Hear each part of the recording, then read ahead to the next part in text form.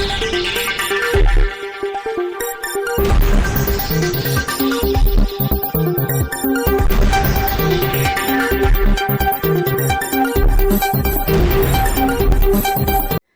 દર્શક મિત્રો, શિરોડ સમાચારમાં આપ સૌનું હાર્દિક સ્વાગત છે।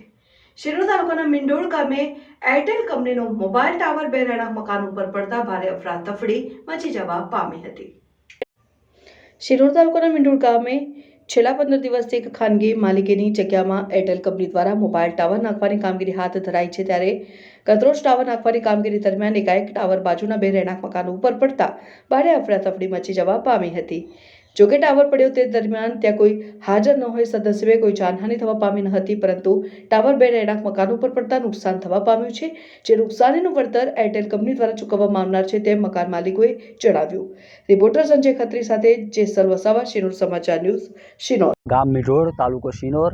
મારું નામ રાઠોડ શક્તિસિંહ જસવંતસિંહ, મારા પડોશી રાઠોડ શૈલેન્દ્રસિંહ ઇન્દ્રસિંહ। અહીંયા ગામમાં ઘણા સમયથી નેટવર્કની સમસ્યા હતી, તેના કારણે ગ્રામજનો દ્વારા માંગણી કરવામાં આવી હતી કે ટાવર આવે તો એના માટે એરટેલ કંપનીએ ટાવરનું શરૂ કર્યું હતું બાંધકામ। 15 દિવસથી છેલ્લું ચાલતું હતું।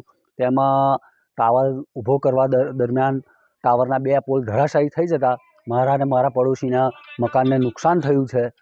તેના માટે એરટેલ કંપનીએ અમને બાહેધરી આપી છે કે અમે વળતર ચૂકવીશું।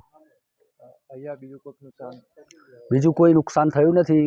સદનસીબે કોઈ જાનહાનિ થઈ નથી। નાના બાળકો અહીંયા રમતા જ હોય છે, પણ સદનસીબે કંઈ જાનહાનિ થઈ નથી।